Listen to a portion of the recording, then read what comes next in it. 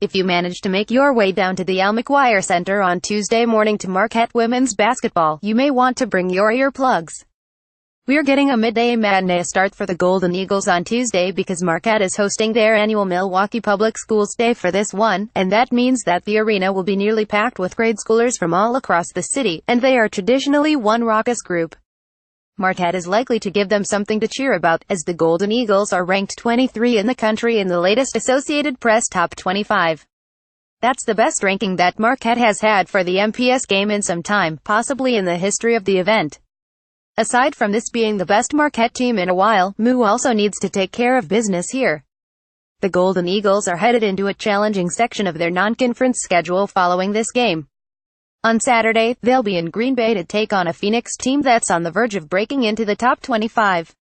Next Monday night, they'll be back at home to take on a Wisconsin team, which probably won't be a picnic, and then 3 days after that, MU will be in Ann Arbor to play a ranked Michigan team. That's a lot of quality basketball stacked into a very little amount of time, and that's without mentioning that road tilt with Notre Dame looming right before Christmas. Marquette is 22 on the year so far, and they need to stack wins in their winnable games. This is one of them, and the Golden Eagles need to get the W.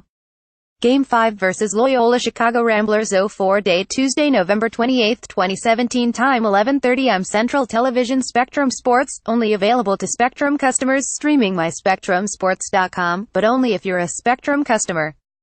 Live stats, game tracker, Twitter updates at Marquette. Marquette is 108 all-time against Loyola Chicago, and that is thanks to a quality run of wins lately.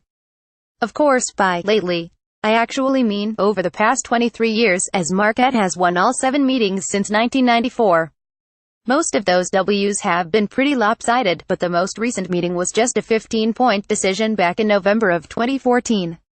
This year's incarnation of Loyola isn't very good, guys. You can see the 04 record. They have broken 50 points just once, in their opener on the road against Fort Wayne. Since then, 18-point loss at home to Western Michigan, 24-point home loss to Youngstown State, and finally, last Tuesday, a 22-point loss on the road against Milwaukee. This is coming off of a 228 season last year where they lost their final 16 games.